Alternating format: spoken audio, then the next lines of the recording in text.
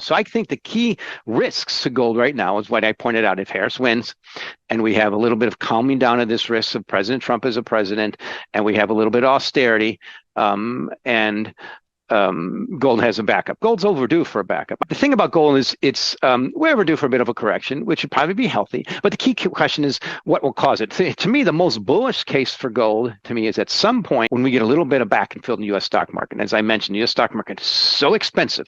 And with the stock market on a tear and U.S. 10-year notes and T-bills, still yielding over 4%, why buy gold? That's just starting to shift. It's early days. But gold's front running that. So to me, overall, the macro is important, but the next key catalyst for gold to go higher is when the U.S. stock market has a... Gold prices, though slightly retreating from recent peaks, remain resilient at around $2,766, a sign of continued investor confidence in the metal's safe haven appeal. MikeMcGlone highlights that an upcoming downturn in the U.S. stock market, which has climbed consistently, could be a critical catalyst for gold's ascent. A market correction may prompt investors to reevaluate gold's essential role in portfolios as a protective asset. Amid concerns of a looming dollar crisis, historical data points to volatility in the U.S. dollar as a potential trigger for market pullbacks. Jonathan Krinsky from BTIG anticipates that the U.S. stock market could face an unprecedented downturn, with a possible 5% drop expected to hit the S&P 500 particularly hard. Meanwhile, Indian gold buyers, unfazed by record prices, have been actively purchasing gold for the Dhanteras and Diwali festivals, further supporting global prices that recently reached record highs. As the world's second-largest consumer of gold, India's robust demand could bolster international gold markets. However, rising imports may also widen the country's trade deficit and pressure the rupee. As the political landscape heats up, McGlone notes that a potential victory for President Harris might bring stability and lead to austerity measures.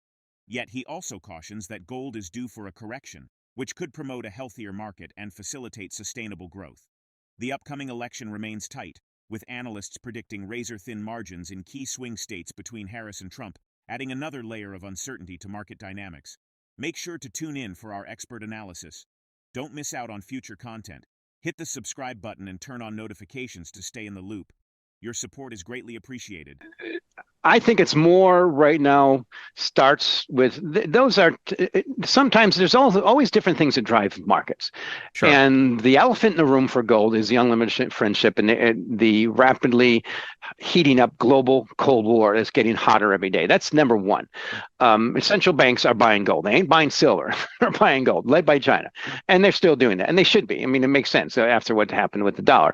Now, that is another factor. But to me, that's more peripheral and like even commitment of traders and ETF holdings, that stuff matters. It used to matter a lot more, but right now it's the overall. So I think the key risks to gold right now is what I pointed out. If Harris wins and we have a little bit of calming down of this risk of President Trump as a president, and we have a little bit of austerity, and gold has a backup. Gold's overdue for a backup. I think it's some point. So that's one thing. I lost my hair trying to figure out the short term in things like markets. I used to do that for a living with leverage futures. So just imagine that typically it's 20 to 1 leverage when you're a futures trader. But the thing about gold is we're overdue for a bit of a correction, which would probably be healthy. But the key question is what will cause it. To me, the most bullish case for gold to me is at some point when we get a little bit of back and fill in the U.S. stock market. As I mentioned, the U.S. stock market is so expensive. And with the stock market on a tear and U.S. 10-year notes and T-bills leaning, still yielding over 4%, why buy gold? That's just starting to shift. It's early days. But gold's front running that. So to me, overall, the macro is important, but the next key catalyst for gold to go higher is when the U.S. stock market has a bear market, maybe just doesn't go up for every single day for, it has a little bit of a pullback, but that can come back on the back of what normally happens after you go up too much.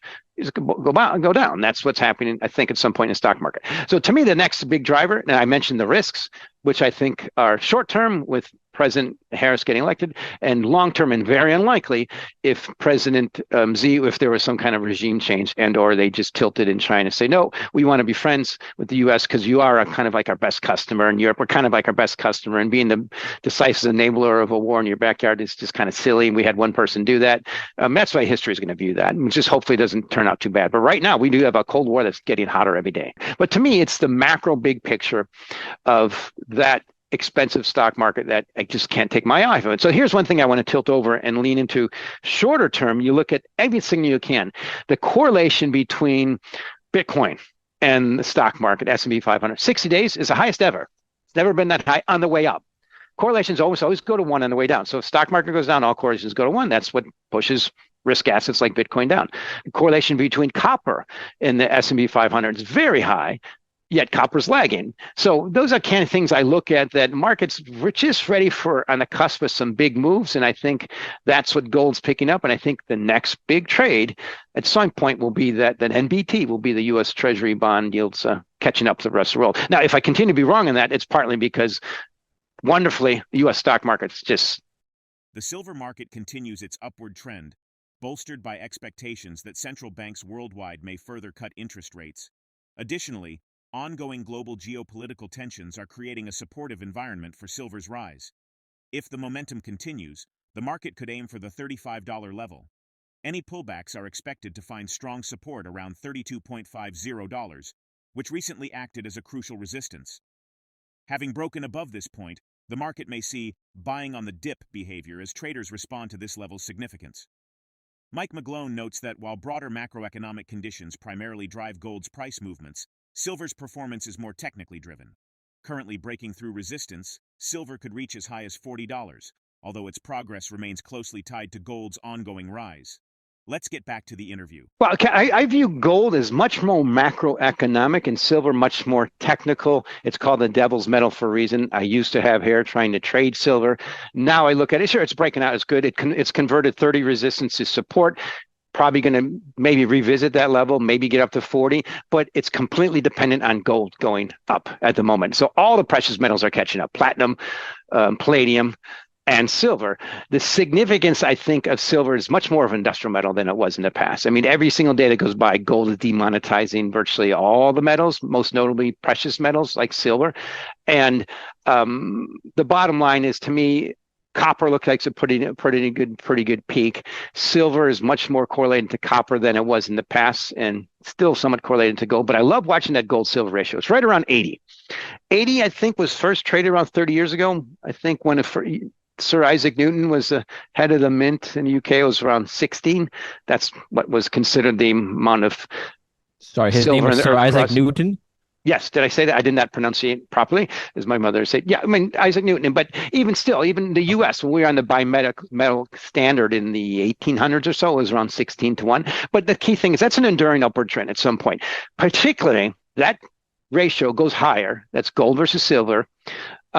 When you have things like in disinversion of the yield curve, which is getting started, unemployment going up, the Fed just starting easing, and bottoming stock market volatility. This is all getting started. So the high from around the financial for the COVID spike and that big pump in liquidity, everything was around 100.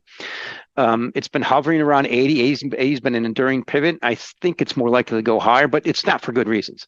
So for silver to really and remember how that's changed. Silver basically trades with almost 2 times the volatility of gold. So the fact is silver's up about 46% in the year. Gold's up about 40% in the year. Silver should be up 60% if it traded with its normal volatility risk. But it's catching up also a lot of speculation, just like copper. Future speculators are involved. And the bottom line is you have to expect a lot of China to just come out of this malaise it's in, which I think is enduring and long-term, right away and do well, and then just the whole global economy to pick up. Because silver is an industrial metal. Gold is basically money, store value. If my base case is right, I think U.S. Treasury long bonds will be the next big trade, the NBT. Been early, been wrong. Was early on gold and was wrong for a while. It worked. Was early on short crude oil and was wrong for a while. But those are part of my tilt for that reason is we're seeing global deflationary forces from most commodities. I think copper is more likely to head lower, follow what's happening in China with bond yields. And that would all have a big, it might be delayed a lot. It might reverse it if we have a red sweep. Now, I don't think that's going to happen, but the fact the market's already priced for it means the risk is it doesn't get it. Despite recent highs, gold prices remain strong, with a potential downturn in U.S. stocks seen as a possible catalyst for further gains as investors seek stability in precious metals. Meanwhile, robust seasonal demand from India supports global gold prices, adding a stabilizing force despite ongoing uncertainties in the U.S. dollar and political landscape. In silver, The market's momentum is sustained by expectations of future interest rate cuts and geopolitical tensions, potentially driving prices toward new highs. How might shifts in U.S. market performance and international demand influence your view of precious metals as a safe haven investment? Share your perspective in the comments section. If the video resonates with you, join our community by subscribing to our channel and enabling notifications with the bell icon. Thank you for being a part of our community.